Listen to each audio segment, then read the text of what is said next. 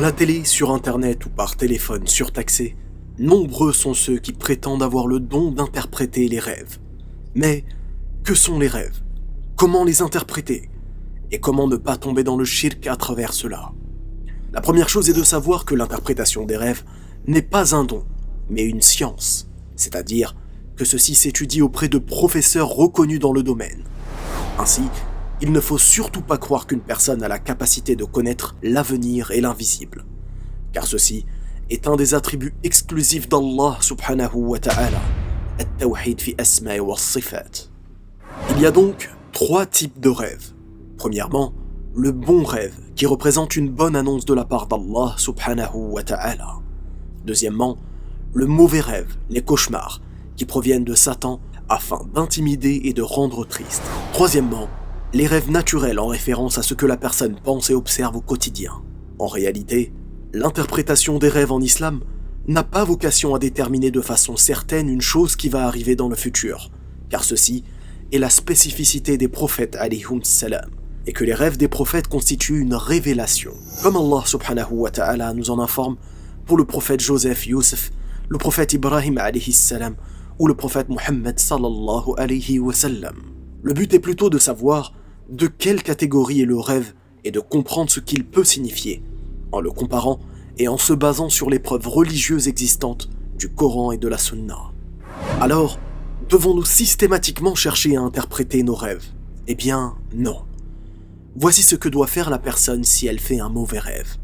Tout d'abord, elle doit évoquer Allah subhanahu wa ta'ala, al-dhikr, en formulant des paroles de glorification telles que Allahu Akbar, la hawla wa la quwwata illa billah.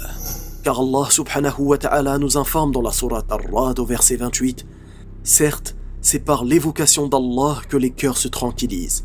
Puis, il faudra suivre les recommandations du prophète sallallahu alayhi wa sallam qui dit, lorsque l'un de vous fait un cauchemar, qu'il demande refuge auprès d'Allah contre le mal de Satan, et qu'il souffle légèrement à sa gauche 3 fois, et qu'il n'en parle pas, afin que ce rêve ne le nuise pas.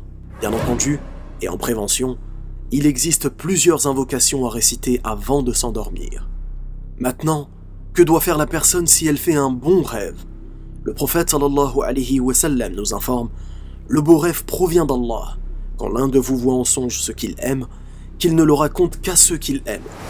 Dans tous les cas, celui qui souhaite absolument interpréter ses rêves doit s'adresser à un savant fiable ayant étudié ce domaine qui lui sera de bons conseils. Dans le cas contraire, il est préférable de s'en abstenir. Attention, s'adresser à un charlatan qui vous prétendra détenir un don sera peut-être la première étape qui fragilisera votre tawhid.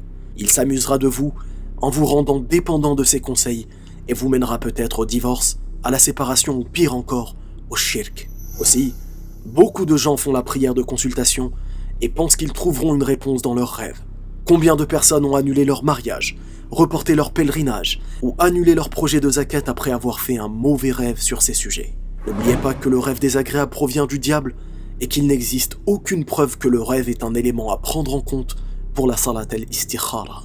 Avant de se quitter, dites-moi en commentaire quelles invocations faites-vous personnellement avant de vous endormir pour vous protéger et pour vous éviter de passer une mauvaise nuit. Wallahu a'lam, barakallahu fikum, wassalamu alaykum wa rahmatullah.